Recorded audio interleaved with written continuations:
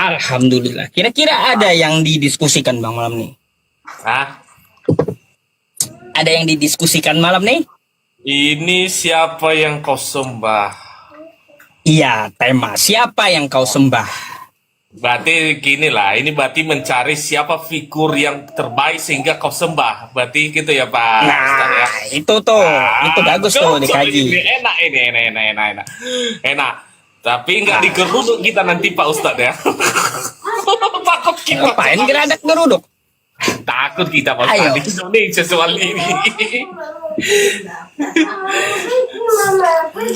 Nah, Pak Ustadz, kalau Pak Ustadz bilang siapa figur ya otomatis saya bilang Yesus sebagai yang saya sembah figur. Alasannya?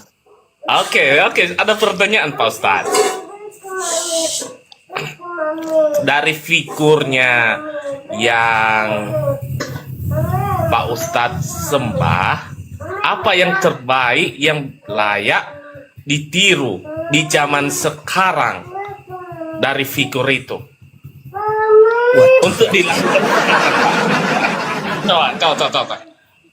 Bang, ngapain saya niru Tuhan saya? Buat apa? Nggak mampu saya, Bang.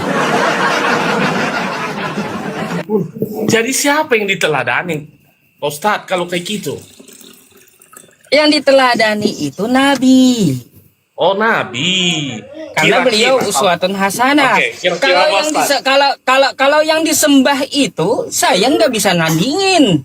Oh, Saya aja ciptaannya. Berarti kira-kira Pak Ustadz, Nabi ini kan semacam utusan ya Pak Ustadz ya? Ya jelas. Jelas ya utusan ya. Hmm. Kira-kira di zaman yang dulu dari dua figur ini, Yesus dengan nabinya Pak Ustadz, kira-kira yang layak ditiru yang mana? Yesusnya atau yang figur yang Pak Ustadznya? Ya, kalaunya saya menjawab, dua-duanya patut ditiru figurnya. Oke, di mana patuhnya? Kalau Yesus kan gini. Kebaikan yang diberikannya itu apa? Satu, yang ditampilkannya mujizat. Kedua, pengajaran kebenaran. Apa itu? Jangan berbohong. Kedua, ajaran kasih. Kalau yang figur yang Pak Ustadz satu-satu, figurnya nggak pernah menikah. Oke. Gini Bang, ya. Kalau Atau kita membanding, kawin mengawin lah, nggak pernah kawin. kalau kita membanding Nabi Muhammad dengan Yesus, ya kita membanding Tuhan dengan Nabi atau Nabi dengan Nabi nih. Sebagai utusan kan sudah bilang Oke. tadi. Sebagai Baik. utusan. Baik, iya. Sebenarnya gini Bang, membanding Nabi itu tidak diperbolehkan dalam Islam. Karena ada ayatnya kayak gini, la nufarriqu baina ahadim mir rusuli. Kami tidak membeda-bedakan dari setiap utusan Tuhan. Karena punya kelebihan sendiri-sendiri mereka. Nah, jadi kayak gitu. Makanya saya bilang kedua figur ini patut dicontoh. Yesus menyuruh menyembah Allah. Nabi Muhammad juga menyuruh menyembah Allah. Jadi sama ajarannya. Patut dicontoh dua figur ini. Terus Nabi Muhammad bersunat. Terus juga Yesus disunat hari ke-8. Terus juga ya Nabi Muhammad menyembah Tuhan Ishak, Yakub, dan Israel. Kan kayak gitu. Tuhannya Abraham. Dan Yesus juga mempunyai Tuhan. Ya, yaitu Tuhannya Abraham. Terus untuk masalah figur ini, kesehariannya teladan apa yang kita ambil? Iya. Ya contoh ibadah. Kan ibadah kami mengambil dari Nabi kami. Kan kayak gitu. Makanya ada dalilnya. Shollu kama ra'aitumuni usolli. Sholatlah kamu sebagaimana aku sholat. Kan kayak gitu. Jadi, yang diteladani itu keduanya. Kebaikannya, apa yang mereka ajarkan, ikuti gitu. Bukan membangkang mereka. Yesus aja menyuruh menyembah Allah, tiba-tiba kawan kita Kristen malah menyembah Yesusnya. Bayangkan. Kan gitu. Yang dibawa bahagia udah Pak Ustadz, kalah udah tuh. Nah, Pak Ustadz, oke, pas figurnya dapat ya, kayak gitu sama-sama. Tapi kenapa Pak Ustadz ya? Ada namanya saya lihat di YouTube ya. Ustadz itu mengatakan gini, Pak Ustadz, nggak tahu entah benar atau enggak ya. Saya tidak meyakini ya. Benar atau tidak. Saya juga nggak mau menyatakan gitu. Dia bilang gini, bahwasanya Nabi itu menikah di umur 6 tahun ya, dikawinin di umur 9 tahun. Kira-kira figur yang seperti itu kalau dilakukan sekarang bagus enggak sebagai contoh teladan? Baik. Baik. Sebelum itu saya mau bertanya kepada Anda, ada nggak Yesus membatasi seorang wanita berapa tahun boleh menikah? Tidak. Tidak, baik. Jadi kayak gini, karena di tempat Anda tidak ada aturannya, di tempat Yahudi pun juga tidak ada aturannya, lalu ngapa kita heran mau menikah wanita tersebut di umur berapa? Karena kan nggak ada aturannya. Berapa tahun wanita itu boleh menikah? Maka datang Islam. Datang Islam. Lalu Nabi Muhammad katanya menikahi Sahih Bukhari, menikahi Aisyah di umur 6 tahun, dikumpuli umur 9 tahun. Ya itu ada faedahnya, ada gunanya. Gunanya apa? Karena hadis tentang masalah akhlak perempuan 50% dari hadis Aisyah. Makanya Nabi itu pintar. Dia menikahi kepada yang lebih muda karena ingatannya kuat. Bagi wanita mencontoh istri Nabi, bagaimana cara melayani suaminya. Ingat, istri Nabi menjelaskan kepada umatnya. Itu faedahnya. Untuk umatnya. Faedahnya menikahi yang lebih muda itu untuk pengajaran kepada umatnya. Kira-kira sekarang layak nggak dicontoh itu, Pak Ustadz? Nah, kalau layak dicontoh atau tidak, ya kita harus ikut aturan yang ada di Indonesia. Kalaunya aturannya di Kristen nggak ada, di Yahudi nggak ada. Terus, di setiap negara. bentar. Kalau di Yahudi nggak ada, di Kristen nggak ada. Terus di Islam fikihnya mengatakan wanita yang haid boleh menikah. Ini wanita yang haid ya, kan kayak gitu. Wanita yang haid itu rata-rata di umur 10 tahun ke atas. Kan kayak gitu sekarang. Wanita yang haid. Kalaunya tidak ada diatur, apakah patut dicontoh? Bang, Anda perlu lihat dulu di kitab Anda. Ribka juga dinikahi umur 3 tahun masalahnya. Iya, di Alkitab Bible kan Ribka itu dinikahi Ishak umur 3 tahun. Apakah patut dicontoh?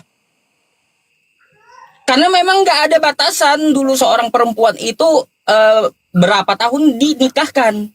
Ya kan saya bilang di antara dua figur yang tadi, Pak Ustadz. Artinya Yesus dengan yang figurnya Pak Ustadz. Jangan figur yang lain dong bandingkan. Gimana dia Pak Ustadz? Iya, kalau yang membanding figur Nabi Muhammad dengan Yesus, kita mengikuti keduanya gitu. Tapi yang tidak bisa kita ikuti dari Yesus, kata Anda Yesus tidak menikah, kan kayak gitu. Ya itu kan kodrat kita kan berpasangan, nggak bisa diikuti.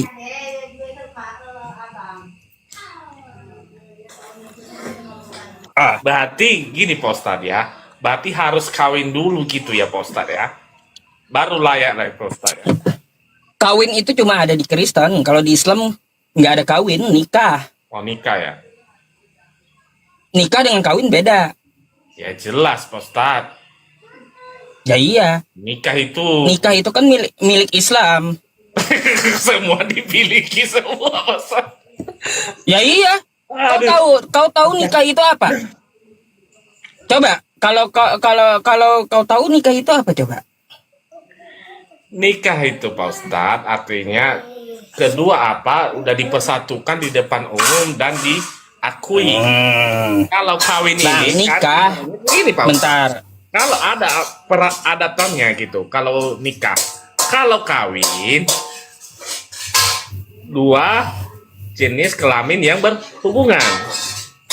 Nih, saya kasih tahu sama Anda. Nikah dalam agama Islam berasal dari kata nakaha, yaitu artinya bercampur. Atau apa yang dimaksud bercampur? Nikah artinya bercampurnya antara laki-laki dan perempuan.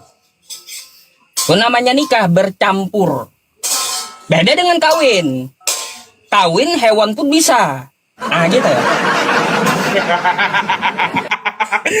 Karena nikah itu ada rukun-rukunnya, Rukun nikah ada 5, kan kayak gitu. Ya, ada mempelai wanita, ada mempelai pria, terus ada 2 orang saksi, ada juga seorang wali dari perempuannya, terus juga sigot. Sigot itu apa? Akad dan mahar gitu. Atau ada aturannya. Kalau di dalam agama Islam, makanya nikah itu hanya ada dalam Islam. Coba di tempat Anda, ada nggak rukun kawin? Pak Ustadz, di KTP Pak Ustadz apa tulisannya Pak Ustadz? Bentar Bang, saya mau saya tanya sama Abang, ada nggak rukun kawin? Aku mau tanya atau aturan nikah? Putus dulu Pak Ustadz, sebentar Pak Ustadz. Di KTP Pak Ustadz, nikah apa kawin Pak Ustadz? Kayaknya nggak ada deh, dihilangin kayaknya. Dihilangkan semua. Iya. Saya tunjukkan ya Pak Ustadz, ya boleh. Tapi saya nanti kenapa kita ban nanti ya? Iya makanya itu kan informasi pribadi. Iya. Jadi kayak gini, ya nikah itu Pak Ustadz. Saya ya, jadi kayak gini. Nikah itu dalam Islam. Kalau kawin itu kan adat istiadat namanya. Adat istiadat ya, kita mengawinkan anak-anak perempuan dengan anak-anak laki-laki. Kan kayak gitu. Sebelum kawin itu ada namanya nikah kalau dalam Islam. Nikah itu ada akad dan maharnya. Nah, kalau kawin, hewan pun bisa. Kan kayak gitu. Hewan tidak bisa nikah. Hewan itu kawin. Berarti aturan gitu. KTP itu Pak Ustadz ya. Aturan hewan lah berarti Pak Ustadz ya. Iya, aturan hewan kawin itu hewan itu dia nggak ada aturan, nggak ada ukuran gitu. Ya iya, betul kayak gitu. Kawin itu aturan hewan, nggak ada akadnya, nggak ada maharnya. Coba di dalam Islam ada akadnya, ada maharnya. Kawin itu hewan, berarti yang di KTP itu, berarti kalau ibaratnya diposisikan status kita itu posisinya status hewan. Kenapa tulisannya kawin, bukan nikah? Nah, kawin itu kan bisa juga digunakan untuk manusia, toh? Ada Pak Ustadz untuk hewan, aduh, gimana nih Pak Ustadz? Yang mana sih? Ya kan hewan juga bisa, saya bilang. Aduh. Kawin itu masalahnya lebih umum, digunakan untuk jenis makhluk, bisa manusia, bisa hewan. Kalau nikah nggak bisa dari makhluk yang lain kecuali manusia dan Islam. Hewan nggak nikah, tapi hewan itu kawin. Sekarang saya mau tanya, gini. Coba tengok KTP Pak Ustadz, diakui loh. Gini, tadi saya mau bertanya, ada nggak di tempat Anda itu rukun kawin? Nggak ada rukun kawin itu rukun. Nggak ada kan? Kalau rukun kawin udah bikin. Kan nggak ada rukun kawin. Iya, nggak ada rukun kawin. Poin Pak ya, balik ke topik kita Pak Ustadz. Dua figur yang berbeda. Apalagi yang kita rukun kawin aja nggak ada, apalagi rukun nikah kan gitu. Aduh. Dan gitulah Pak Ustadz, satu Indonesia nanti nyerang Pak Ustadz. Soalnya di KTP tulis kawin loh, bukan nikah. Aduh. Nah, balik ke dua figur tadi Pak Ustadz. Balik ke dua figur tadi. Dengan figurnya Pak Ustadz sebagai utusan, dengan figur saya sebagai utusan Yesusnya. Nah, mujizat apa yang dibuat kedua belah figur ini? Kalau Yesus yang saya tahu, figurnya itu dia melakukan mujizat, menyembuhkan orang sakit, yang sakit kusta, membangkitkan orang mati, naik ke surga. Kalau yang sebelah figurnya Pak Ustadz gimana? Apa yang layak ditiru? Yang layak dicontoh? Kalau Dari mukjizat mukjizat ya, dari itu bukan, mukjizat ya. Yang dikagumi, Gini. yang dikagumi. karena gini Bang, Anda perlu tahu dalam Islam itu mukjizat itu adalah sesuatu yang di luar nalar yang diberikan kepada utusan Tuhan.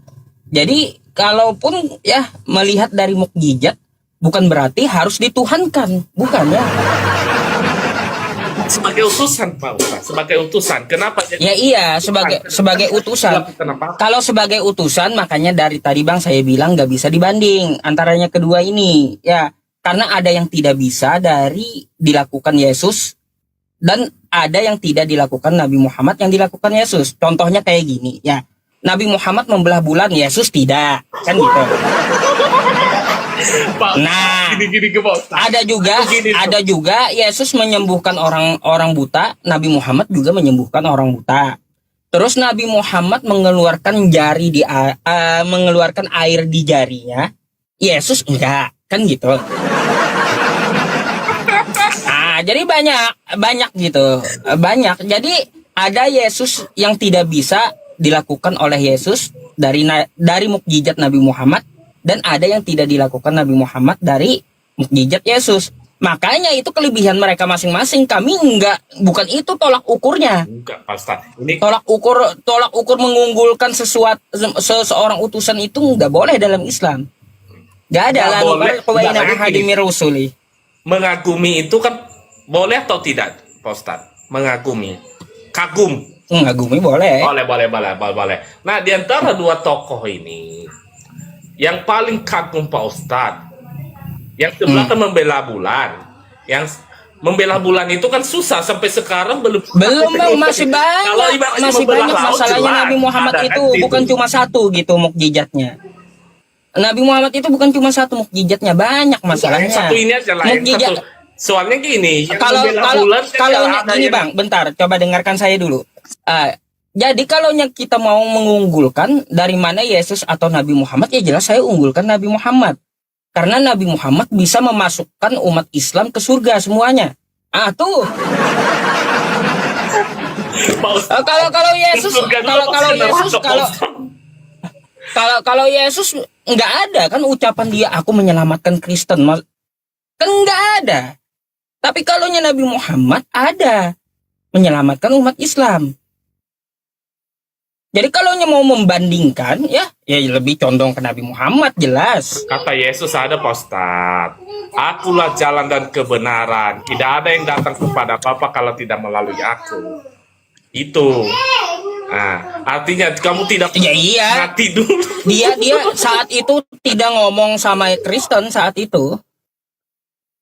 Pak Ustadz gini ya, membela bulan itu sama namanya membangkitkan orang mati, mana yang lebih apa Pak Ustadz? Bisa masuk ke akal kita Pak Ustadz secara nyata. Membangkitkan orang mati itu biasa, karena Ezra juga membangkitkan orang mati. Biasa itu, kenapa? Tidak, dua figur ini Pak Ustadz, jangan figur yang berbeda. Dua figur. Ya iya, kalau Anda memasangnya mukjizatnya dia membangkitkan orang mati, Ezra juga membangkitkan orang mati juga. Ya kan dua figur ini Pak Ustadz, yang utusan Pak Ustadz, yang utusan yang saya gitu ya. Nah, yang membela bulan ini yang susah disampaikan ke akar nalar. Kenapa? Nggak ada saksinya Pak Ustadz. Kalau yang apa namanya menghidupkan Saksi orang kalau saksinya satu kota Mekah, sejarahnya ada. Sejarahnya Orang saya Pak, tunjukkan, belum pernah saya tengok apanya itu. Di mana itu? Penasaran saya. Nih. Nih, saya tunjukkan.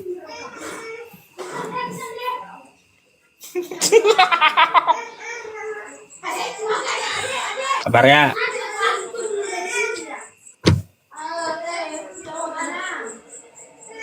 Engkau baca nih. Saya ambil aja.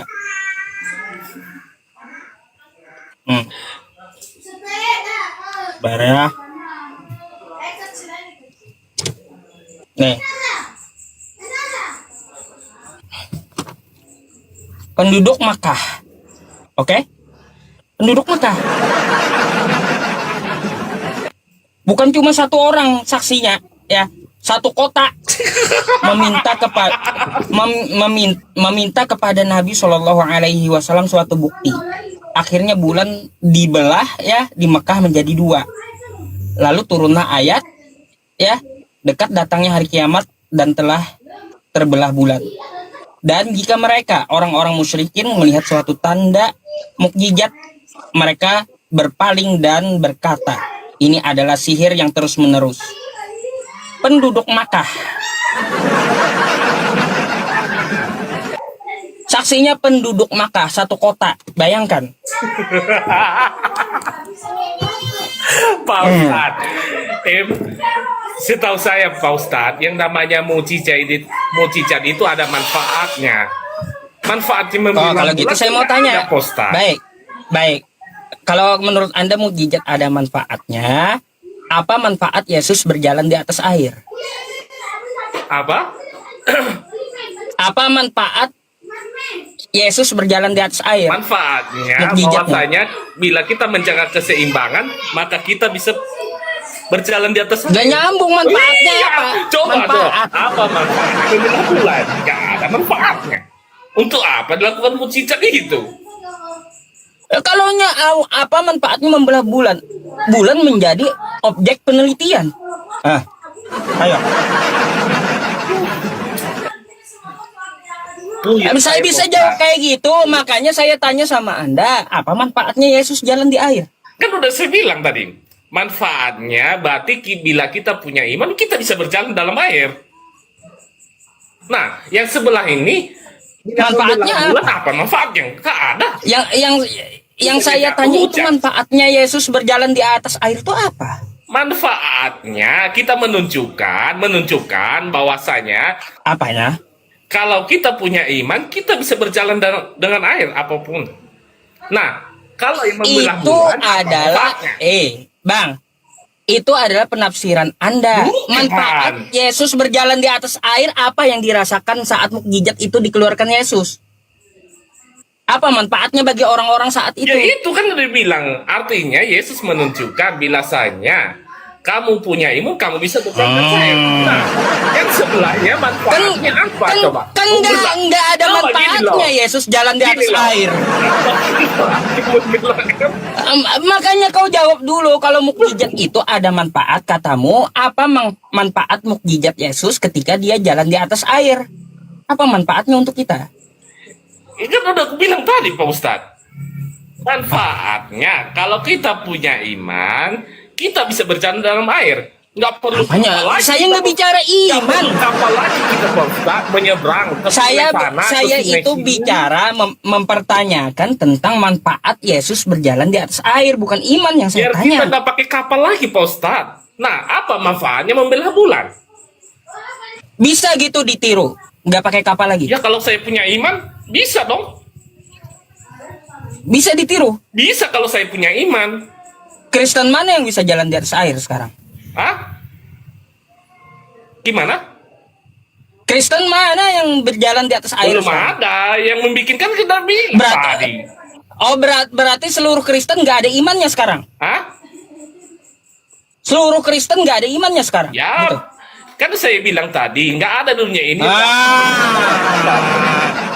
Mana ada yang Makanya berdosa di kata dunia kau, ini? kan Artinya kan- semua kalau nggak kayak ada gitu. yang yang beriman di dunia ini. Artinya punya dosa semua Pak Ustadz. Nah, balik. Manfaatnya apa? Manfaatnya kan Kata-kata kita kau bila bilang punya tadi. iman. Balik lagi ke apa? Iya, kalau punya iman dia bisa berjalan di atas air. Ada nggak Kristen yang udah bisa jalan di atas air? Belum ada sih. Cuman Yesus Berarti semua ada. Yesus. Ada berarti Yesus. sekarang Ada Yesus. berarti sekarang nggak ada. Berarti sekarang Kristen ini nggak ada imannya. Nggak ada Yesus. Kristen itu kan pengikut Kristus. Kan saya bilang. Yang saya tanya sekarang Kristen ada nggak imannya? Ada. Karena ukuran Anda kayak gitu. Ada. Siapa yang pernah jalan di atas air? Yesus. Yang dari Kristen. Ya Yesus kan udah aku bilang tadi. Yesus itu Kristen. Ngibul. Gak nyambung. Gak nyambung.